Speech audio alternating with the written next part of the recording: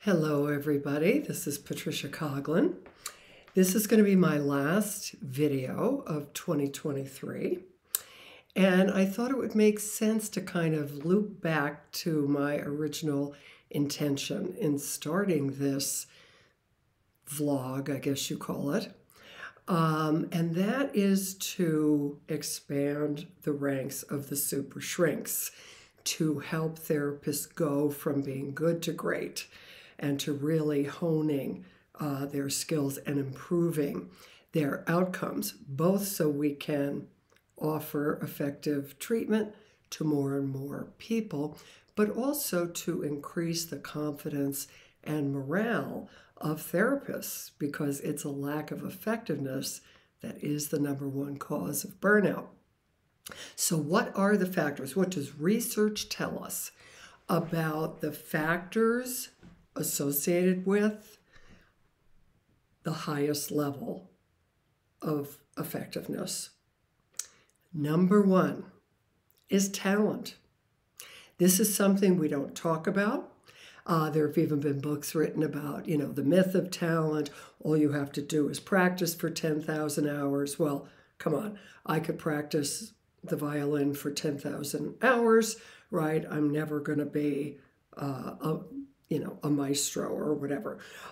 So you have to have talent. You have to have some innate capacity to be emotionally present and engaged, to be emotionally attuned, to pick up on nonverbals, to read between the lines, to listen with the third ear, and to catch patterns and to see them playing out in front of you, right? So if you don't have that innate capacity, you can practice until the cows come home, certain skills. You're never going to be a top performer. So we know also from the research that Seligman has done that the people who are happiest and who are most effective and successful have an accurate view of their own strengths and capacities, and they play to those strengths.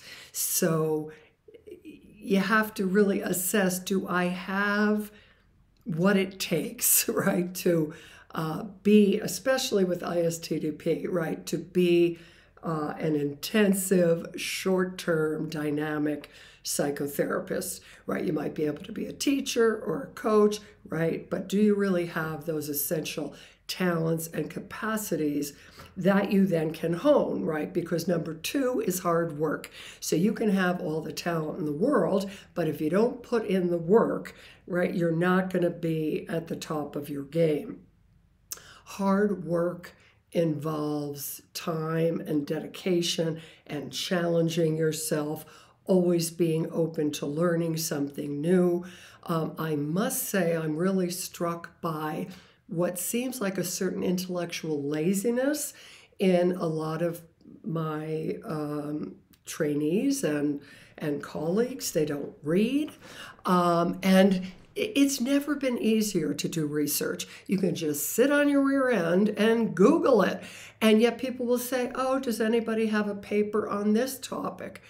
Are you kidding me? Right? Do your own research. Don't just expect someone else to tell you where to look, right? We used to spend countless hours every week roaming around in the stacks, and I might have been looking for a classic paper by Schachter and Singer, but while I'm looking, I'm going to suddenly come upon all other kinds of interesting papers that I didn't even know I was looking for, and that are going to shed light on something I've been struggling with. So you want to let yourself wander. You might, again, really want to know something about what's the research on the effectiveness of transference interpretations. And then you're going to start going down some rabbit holes, and you want to follow that interest and what you're finding. And again, there's just no shortcut to this. You have to be willing to put in the time and the effort and the hard work to increase the depth of your knowledge and then to hone your skills. The third thing, which is really important, is process, right? The very best have a process that works for them and that they follow. So, for example, in ISTDP, do you start with a trial therapy? Again, I find it alarming that many people who call themselves ISTDP therapists don't do an intensive 2 to 3 hour trial therapy. This is an essential part of the treatment. It was designed this way for a reason. So you want to have a process that works of that deep and intensive initial session, right? You want to be taping all of those sessions. You want to review them and have time in your calendar every week, a process, right, of reviewing. I would usually do like the best and the worst of the week to see what's going on, right? Do you write up the case after you see it? Do you review your notes before going into a session? You want to be consistent and not just haphazard. And then following up on your work, seeing where you're effective, where you're not, what you need to work on or correct. So these three things, talent, hard work, and having a process, right, that works for you is incredibly important.